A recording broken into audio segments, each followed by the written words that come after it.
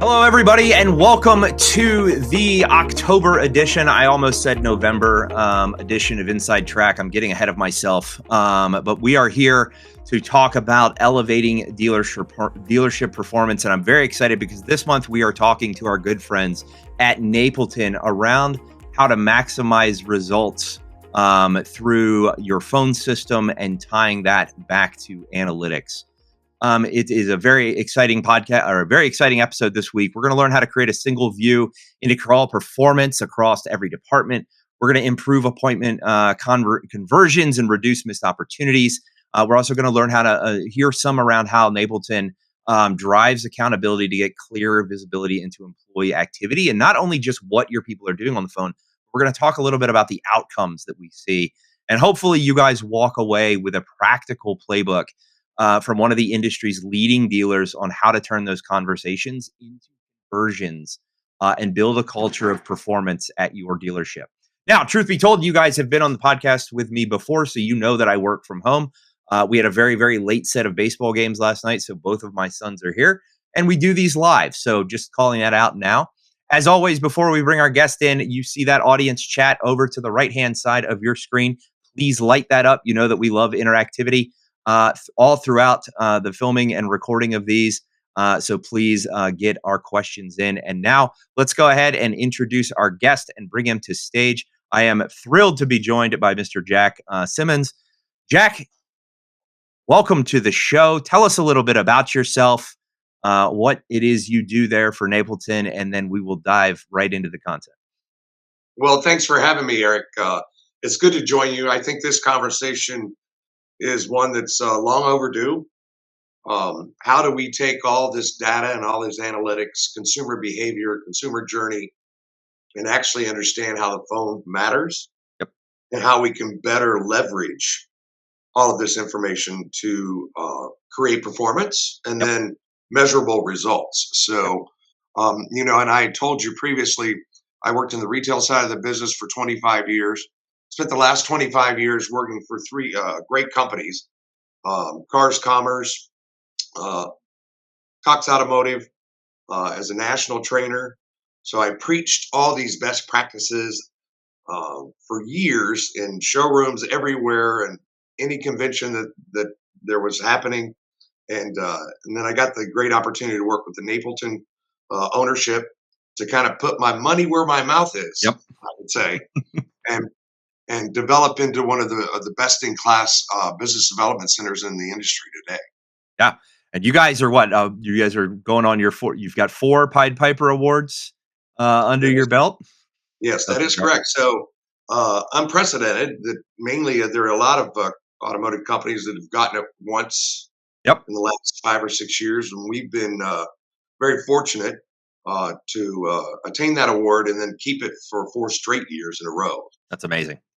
Yeah. That is a very, very coveted award and very, like you said, it's crazy that you guys keep racking them up. You're going to need to build a trophy case just for those awards. So, Jack, let's go ahead.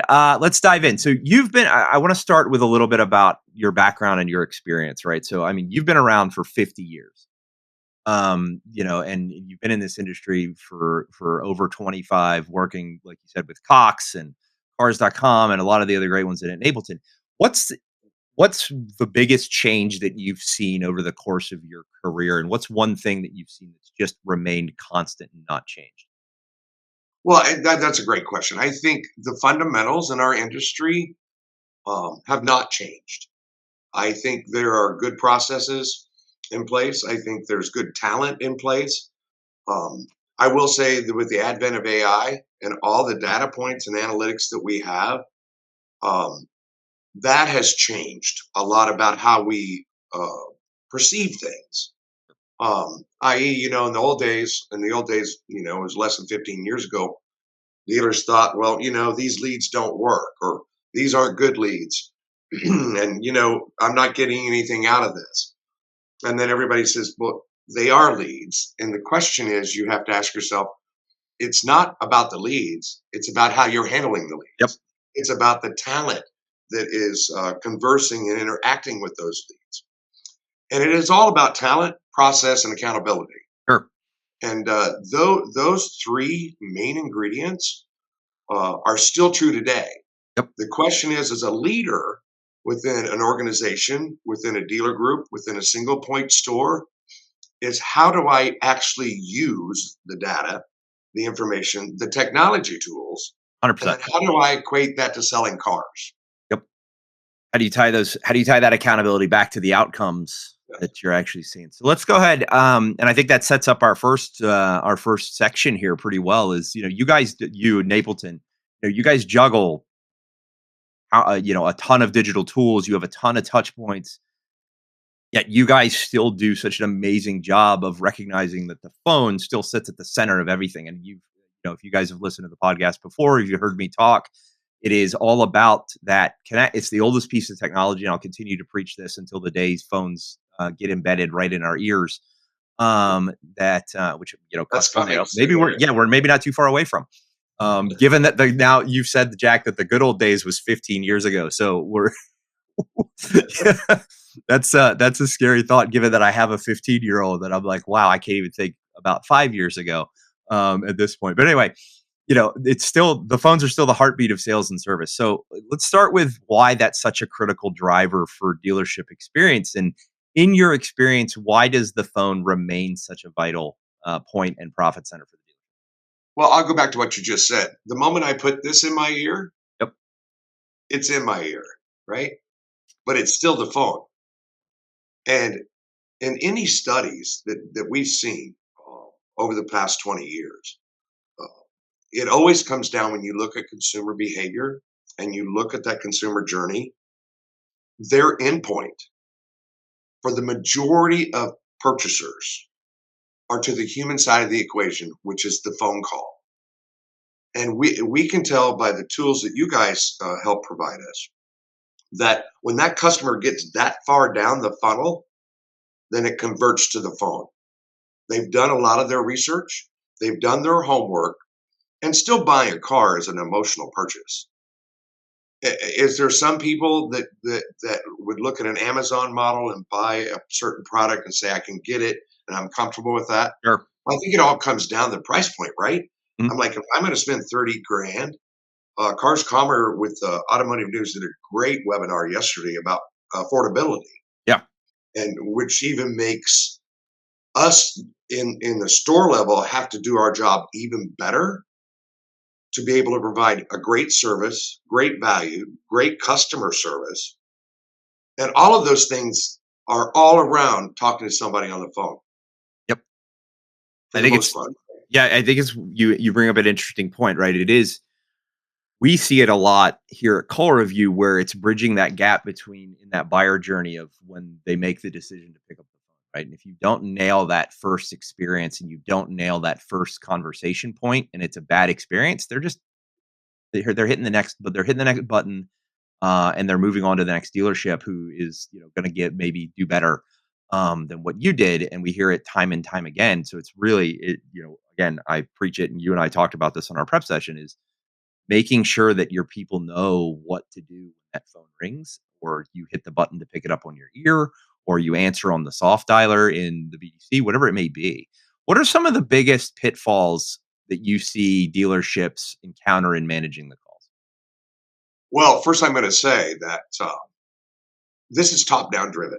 The successes that you're going to have with this process or any process that you have within your store, it has to come from the top, right? So I can tell you the Napletons are very, very big believers in all of this in a centralized environment, right? Sure. Now, that doesn't apply to every group or single point stores, but regardless of where you fall, if you are the leader or in leadership, Right. you're not involved with what's going on with your phones, then you're not succeeding as well as you could be. You know what we do? You just ask the question. We most of the time measure activity. Mhm. Like, get your butt out there. I need you to make 25 calls a day to every salesman. You can go to your internet department and say, hey, what's our activities today? Well, so and so did this many calls and so did this many calls. That's great. Your dashboard tells me. Our dashboard tells me how many calls my agents are making in real time. I can listen to a call in real time. The difference is we just look at activity instead of looking at the quality of that activity. You said it, the first touch point. And we are the first touch point for all 50 of our stores. We take all inbound sales calls. We handle the message. We control the message. Yep. And then we are held accountable to the results of how we handle those. Sure. Right. So top down driven is key. You must be involved in it. If you want to improve business, you must improve that talent, that process, and make sure you have an accountability mechanism that can give you insight into how do you improve something. Yep. The report card's only the report card. That didn't tell me how to do it better, Right. right? And that's what we're talking about today.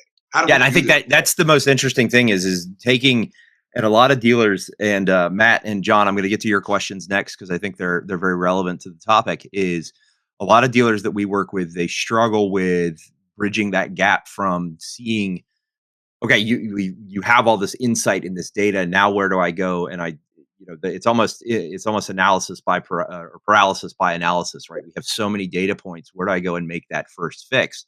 And then the first question here we'll just get from Matt. Why do you think dealership sales teams struggle with outbound calls? What are you guys seeing there, and how are you guys overcoming that? So we look at a process about age of lead, right?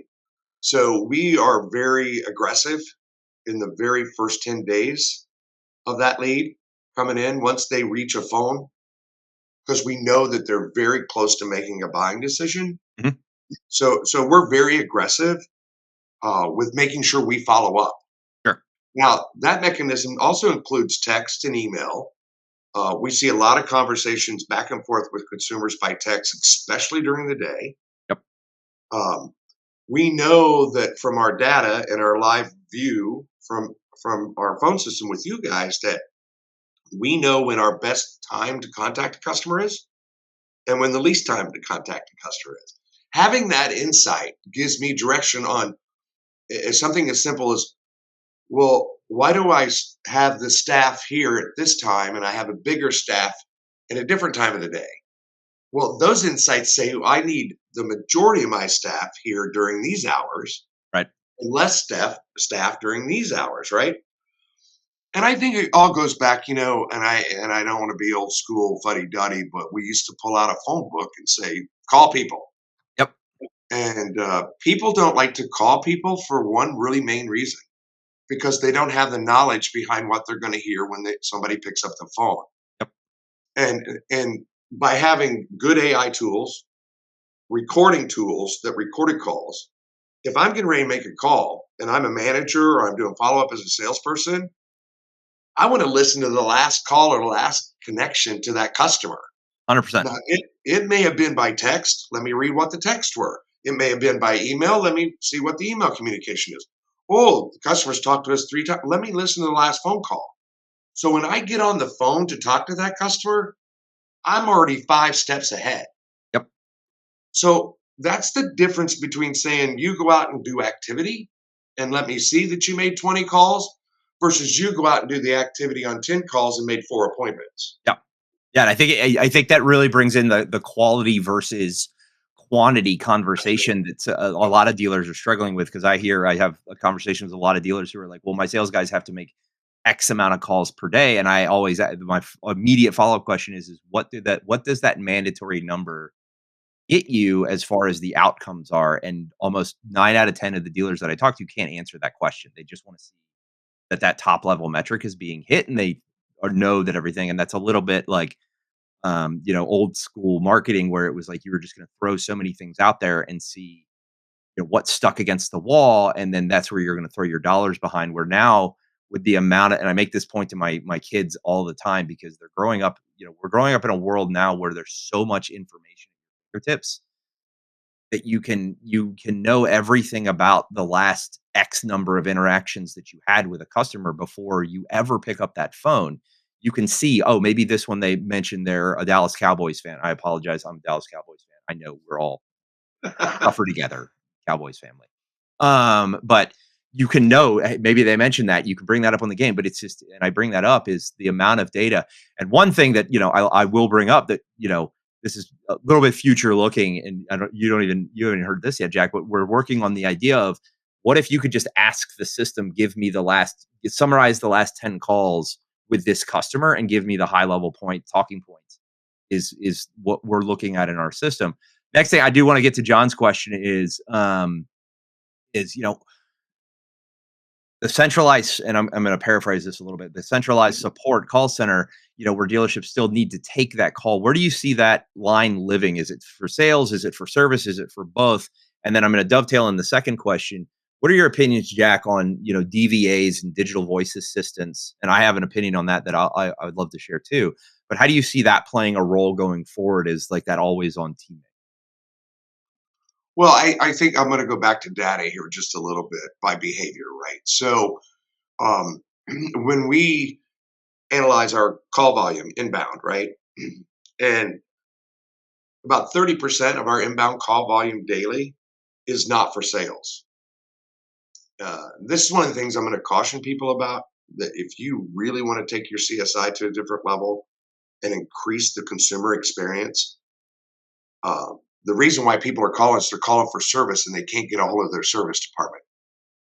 So the number one thing people do, which makes sense, it's human, is shoot, I'll call sales. They always answer the phone. Yep. Now, having said that, I think it's a great question.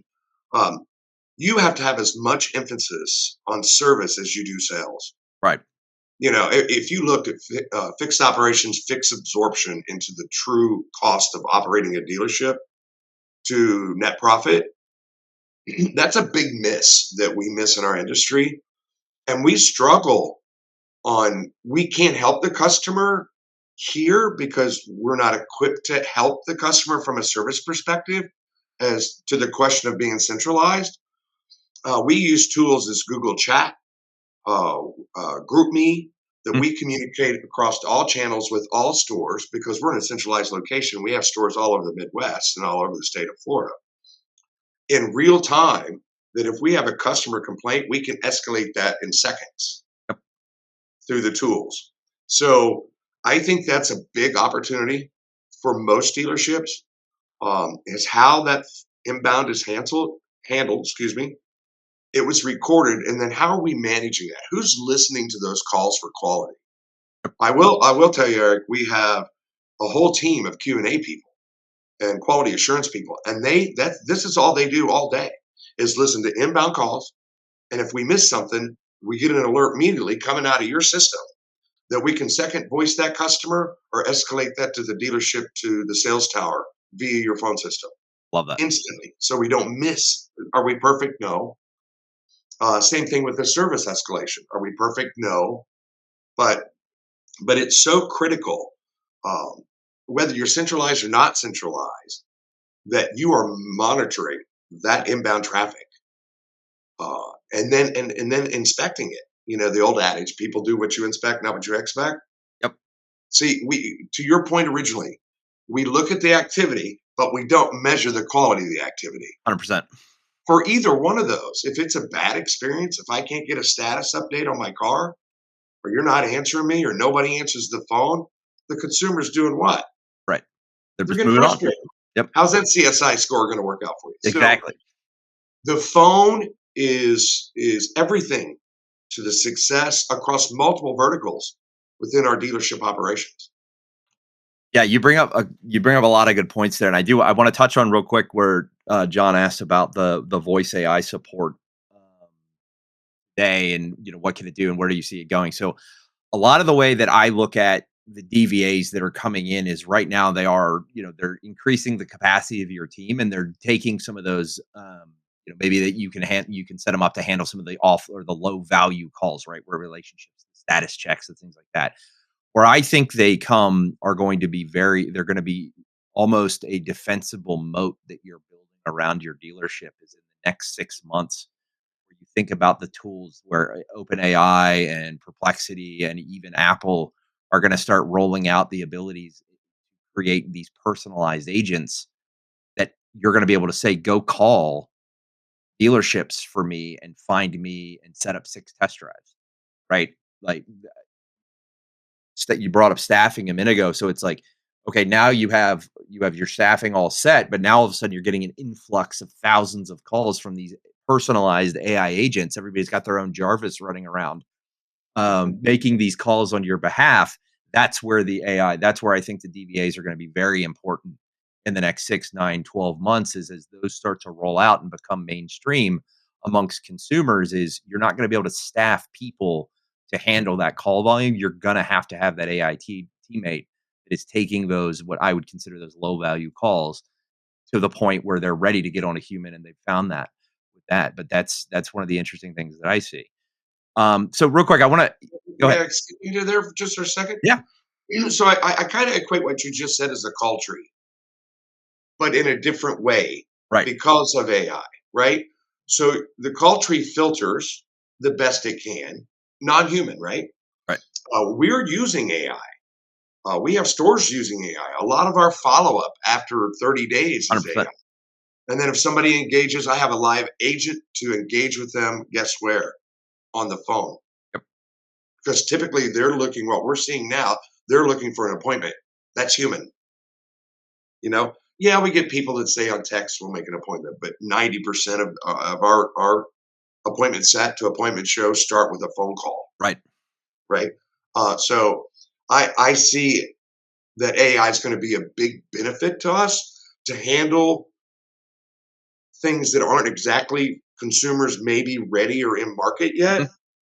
I'll go to the antithesis of that in a service environment where it says, my car's in service, give me a status update. And within our systems, if our system says I've inputted a status update, then the AI can grab the status update and just resend it to the customer. Yep. So there's going to be a huge amount of benefit as far as very quick communication channels. We're going to see if it's done correctly, CSI go up, 100%. not down, not down. Yep. I wanted to chime in on that. Yeah, no, I agree, 100%, and that's where we're seeing with the dealerships that we work with is that CSI score because the customer is not waiting on hold, they're getting their immediate, and it's immediacy is such an important thing, these days. So I wanna pivot a little bit about turning, those conversations into conversions and thoughts there is, you guys have been very intentional about ensuring that calls, don't just get answered, but they actually convert into appointments and then ultimately revenue across the entirety of the group. So, can you share any of the specific tactics you guys use to improve that appointment conversion rate? Get your agents all singing or working from the same sheet of music across the board. I know a lot of that has to do with the centralized nature of what you do. I would love to hear a little bit about that. Yeah, so we kind of look at five main pieces that we ask our agents to hit in every call, and in every voicemail, by the way, right? Not as much in text because it's too lengthy. But back to your original question. So we know that if we hit these five main points, it's going to engage the customer, right? Like for instance, do we make the car the star? I mean, let's be honest. At the end of the day, they're calling about the damn car. What is it about the car? What is the car like? What does the Carfax look like? What is this? What is that? Um, we do that. We make offers. We create urgency, Mm, right? We beat the heck out of them about tonality, right? So if we can hit those five main points, then I can look at a call from your data and tell by the length of that call, and then look at the conversion to an appointment, and I can tell you why there wasn't an appointment made. A, the call was too long, so we talked too long. mm, That goes back to my point about talent. right. Do you want a car salesperson in your BDC talking to customers? What's the majority of things that happen there? They try to sell the car. So when I'm seeing agents do 6 or 7, we call them wedding calls on a call, I'm like, you're talking way too much. We're very big on landing the plane, Uh-huh. right? Nothing's going to happen until they show up at the dealership showroom. Yep. And so we go to the appointment. We constantly trial close to the appointment. And then not only do we do that, but then we also measure in real time with our back end tools what do those show rates look like? Why is this agent so good on the phone, right? And we listen to the calls, they make appointments, but the customers are not showing. When we go back and listen to the call, here's the, accountability part. Well, they missed 3 of the 5 points. They had a lay down or they just got lazy, so we Mhm. can coach. We're like, "Okay, we can identify with data, with listening to recorded calls, what our results we're looking for and figure out why we're not getting the result we want. What's going on there?" And we get all of that. And that's how we manage that, Yep, that's and great. we coach that. I think that brings me to my next question is how did you guys really get to the numbers and the KPIs that gave you a good balance between, what you saw with the volume of calls versus the quality of interactions? Like how did you find that equilibrium? Well, we assign points in our quality assurance department that we grade the call on those 5 KPIs, Mhm. right? And then there is a score assessed to that agent. And we have a backend tool that we do running report cards that are Okay. live and in real time, right? The same way that we have with your API that we use, right? In the same way our CRM works with that API, where we're constantly trading data in Mhm. the consumer touch. And from that, that gives us great insight in real time that we can self correct. I even take it down a little bit more rubber to the road. If I'm looking at my dashboard on Call Review right now, which I have up, and I see that an agent's just killing it today. It's got 14 inbounds, 57 outbounds, 7 appointments. And I'm getting ready to do a shift. I have a store that this agent's on, right? That's on a team that has multiple stores. And I'm in real time saying I need help with this dealership that I Right. need appointments in. I'm going to be from this data. I can take that agent and move him into that store. Yep. Not everybody hits home runs every day, Right. right? Not everybody's Peyton Manning, but I will say this to your point earlier. What's interesting when they go to the sidelines, Mahomes does this. They all do this. The first thing you see in their hands an iPad. What are they doing? They're being held accountable for the last play, Yep. right? So we're doing the same thing here. And then leveraging people that are on a roll today. Mhm. When's the best time to sell another car? When you just sold one. When's the best time to set an appointment? Is when you just set one. Right. And being able to manage that in real time from your all's dashboards is priceless. No, that's awesome. Yep. Um So can you drill down on a little bit that and then that was a huge key win. Is there any other success stories from your team that really stand out in your mind? Like I love that. I love the story about like the taking the hot hand. I think of, equating that back to baseball, like we were talking about before we started, was you don't change your pitcher out right when they're on a hot streak. You let them run a little bit. Is there anything that particularly stands out before we move over to the next topic? Yeah, I think you create an environment. One of the great things that Eddie and Brian Napleton has allowed us to do is to create an environment to where we work as a team. Mhm. I think one of the most important things that I hope I didn't want to forget to say on this podcast was we measure inbound, outbound activity. We measure the quality of those. We measure activity. We measure show rates. We measure sold rates. But at the end of the day, this team's paid on sold units. Sure. And I think one of the biggest failures in our industry is we pay on the wrong activities. We pay on the wrong result. And at the end of the day, if you don't sell cars, it doesn't matter, Right. right? So, and I think that camaraderie within our teams is probably the most rewarding part to me. And they all work together because they have a vested interest as a team to achieve the daily goals That's fantastic. and That's pick each awesome. other up. Yeah, right. And so I hope So that answers your question. no, that does absolutely. So I think then that rolls us beautifully into the next topic around creating that accountability across multiple rooftops, right? So how important has and how much has it changed the culture there of having that single view into your call performance across all of the stores? So rephrase that for me. So the single view across all of your stores that the dashboard gives you, how has that help you change the culture and accountability and help build that culture of team effort? Yeah. So, listen, people can struggle, people can have a bad day. And by seeing this dashboard, it tells me, like, are we on track to hit our call goals today? Is this individual agent on track or they're not on track? Is this individual agent, and you'll laugh at this, are they spending more time on their cell phone than they are on the phone? Right. Our phone. Right? And they're making dials, but are they making the right dials, right? And so the beauty of the dashboard lets you to click into anything. If I want to listen to inbounds, I click on the inbounds. If I want to do a spot check, which our managers do and our team leads do, I'm clicking on inbounds. If I want to see that I see a lot of activity that's abnormal, I'm like, why is this abnormal? Not that agents don't cheat, but even to your point of being human, like I need to get my call counts up. Well, I'm going to go call the same number 5 times. Well, we'll catch that in seconds. Like, okay, let's stop that. We're not doing that here. Um, and then the appointment set. So, we look at all these variables across this platform and this dashboard, and where am I at for the day? And one of the things we see are, in real time, are we up for inbounds today? Are we down for inbounds today? What does the day look like? What is the consumer activity? What's happening here? And then we can make adjustments. We can pivot on a dime.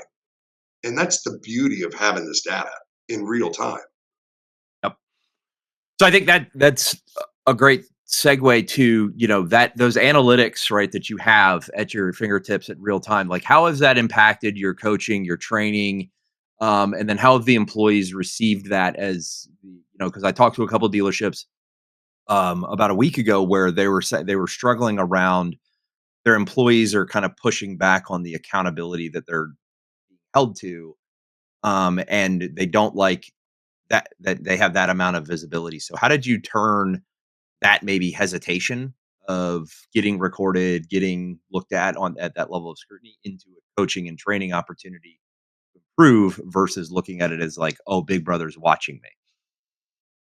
So I'll go back to this as a leadership, Sure. absolute leadership question here.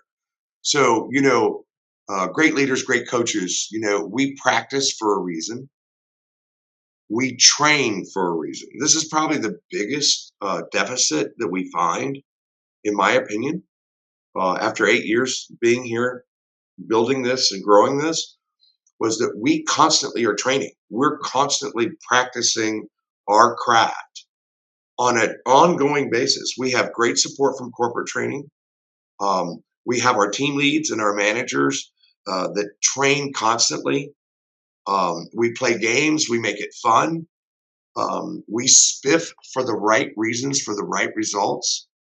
And this is big for me personally, is that we call out all the great things we're doing, but we also call out the opportunities that we can do better. So everybody's treated as a team. If I make an error on second base, it's still an error on the team. Right.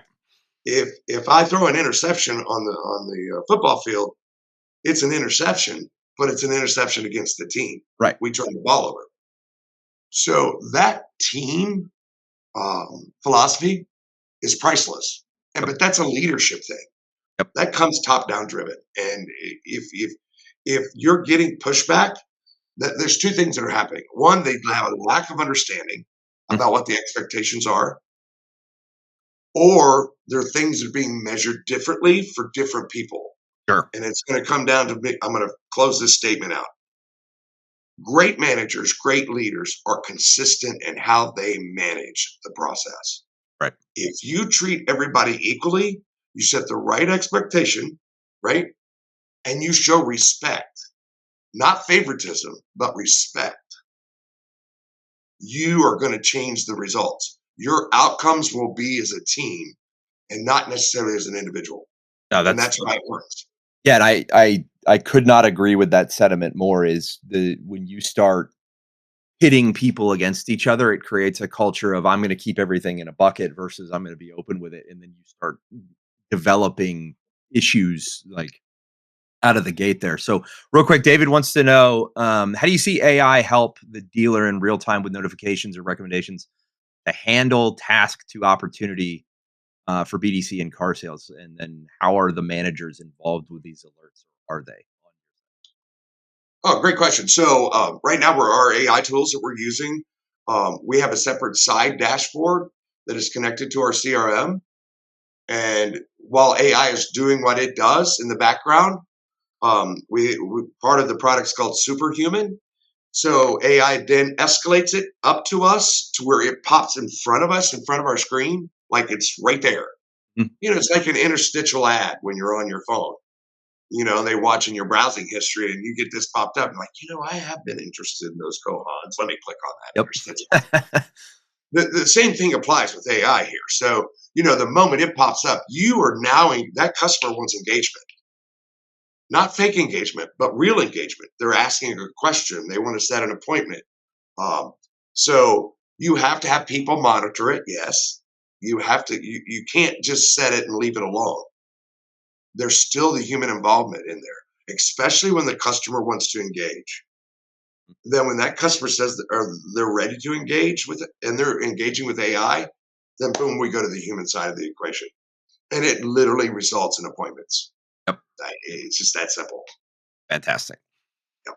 So let's talk a little bit here and as we get towards the end on building that culture, and you've touched on a little bit of performance and trust, which made a couple questions pop into my head. So you talked a lot about leadership top down, which is where you really foster that and bringing making sure everybody's on a level playing field and everybody knows the expectations, Yep. everybody is clear in them. Can you give us some insights into how you make sure you communicate that so everybody is aware, and how you make sure they all know? And I'm a big proponent of, you've got to explain the why behind something. So how do you, as the leadership there and your other leaders across the Napleton stores, how do they communicate that why and make sure everybody knows what's behind it and the reasons? Yeah. So in a report card that we have with our agents have access to that report card daily. Can an agent have a bad day? Oh, hell yeah. It happens to all of us. We're not perfect every day. But what that does for that agent is they know what they need to do today to make up for what they didn't do in the last 2 or 3 days. Yep. Hey, I need my call volume up. I need my show rate up. Well, okay, my show rate's down. Well, that is a data point. So now what do? We coach that agent then to go back to their appointments and follow up on missed appointments. Mhm. So there's a data point, there's an action, and then you have a reaction to that data point. So that takes them where they can go and see if they can correct what's going on in the report card, right? Sure. That empowers them because they're in control. It's not like the old days or some people today. Get to the end of the month, say, okay, how many ups did you have? How many leads did you handle? What was your closing percentage? You know, what was your show rate? And then people have to go scramble to find the leads and do the calculus. We don't do any of that at Yeah, all. that's great. And then, real quick, David wanted to follow up on his previous question. So, you inside of Napleton, tech stack works CallReview to CRM, then to AI alerts. And I think it would be CallReview is the one sending the alerts. You guys are not using the CRM; it's immediate on the phone. You can correct me if I'm wrong there. No, well, we have various different touch points there. So it could be depending on where we're at with the customer and the process. But that stack is pretty spot on. There's some caveats to that, obviously, because we're centralized and we're not in a store to touch a car, as an example, right? So you still have to have a little bit of that where we use the Google chat back and forth. Is it available? We look at data like that car's only 5 days old. There's a huge likelihood it's in transit, Mhm. or it was just purchased at auction, or it hasn't gone through inspection. That we don't want to send a customer in for 2 hour drive, not knowing if the car is available to test drive and buy. Right. Right. So all of those different stacks we use across the board. I'll give you a really quick example. So great question, by the way, David. But customer comes in the dealership and said, "We said A.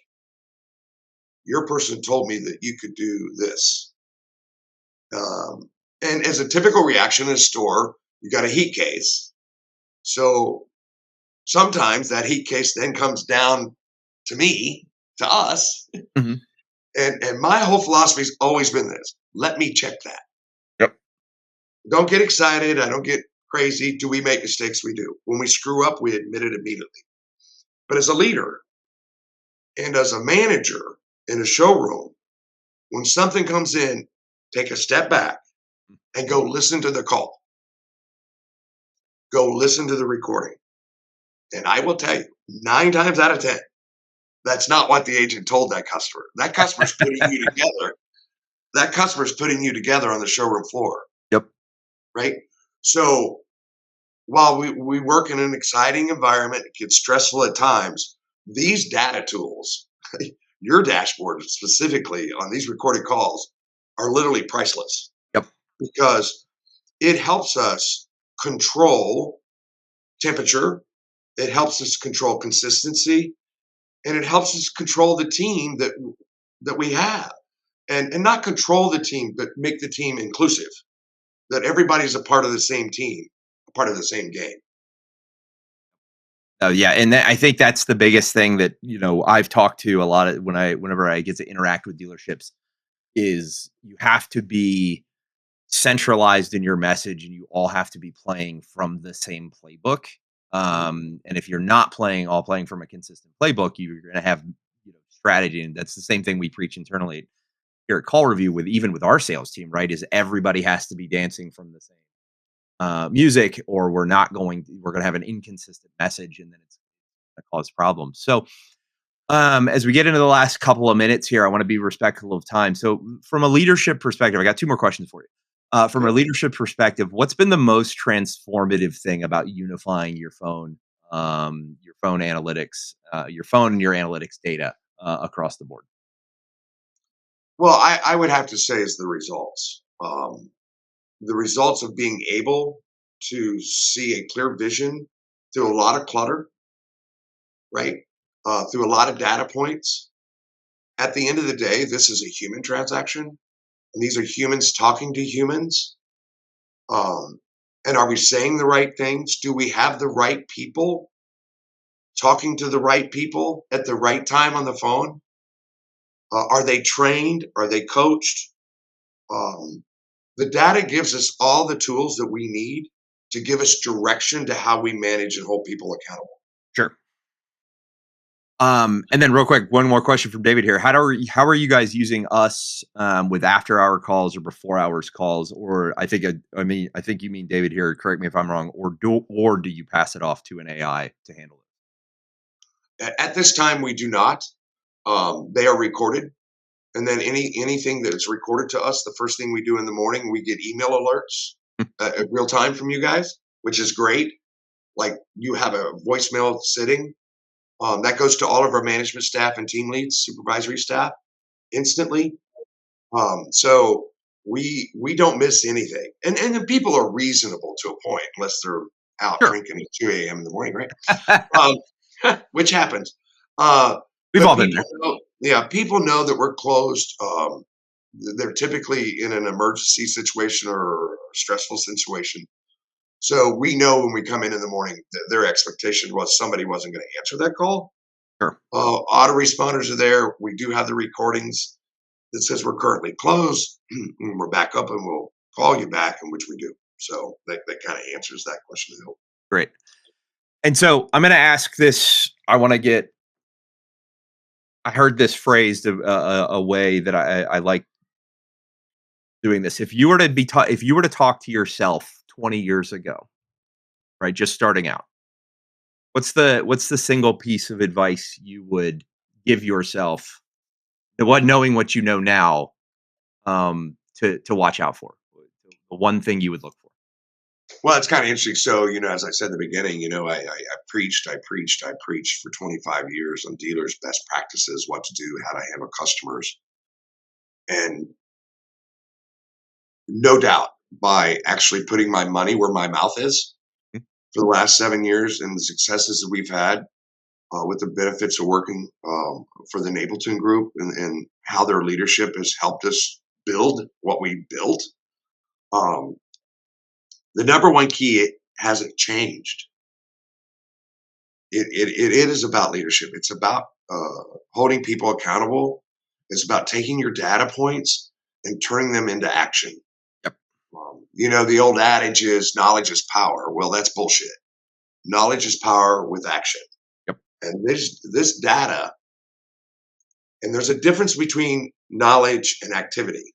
Mm. And I think that's where we get confused a little bit and how to manage the right things. So I would tell myself, you know, why didn't we go in and learn the behaviors once the store touches them versus all the preaching of how we get the customer to you? Right. The actual how do we change that consumer experience from migration of online to in store, Right. and how do we do that better? Yep. That would be No, the biggest thing. that's great. Love that. Thank you for sharing. And then last question here, and then we'll wrap it up. But where do you, looking ahead a little bit, where do you see the biggest opportunities for dealerships to optimize their phone and analytics together coming down the pipe? Talent and training. Talent and training. People used to say that reception is the most important job in the dealership and they're the least paid. Well, that makes no sense. Make them one of the best paid, set the expectations, put CSI in your store. Take your CSI that you get from everybody else and apply a CSI program within your store. And guess what? That's kind of what we do. So when we're listening to calls, we're measuring calls, we have a report card, we call out the really good work, and then we also call out the opportunities. That's an internal CSI. I think if more dealers adopted an internal Sure. CSI for themselves for accountability, they will change their culture, which will change the results, which means more service revenue, more sales revenue. That's amazing. Jack, this has been an absolutely enlightening conversation. Thank you so much for joining. We're going to go ahead and we're a little bit over time. We run these for about 45 minutes, but we went a little bit long today. Thank you again so much for joining. This was awesome. To our audience, thank you so much for joining as well. If you're interested in the on-demand links, they will be sent out tomorrow.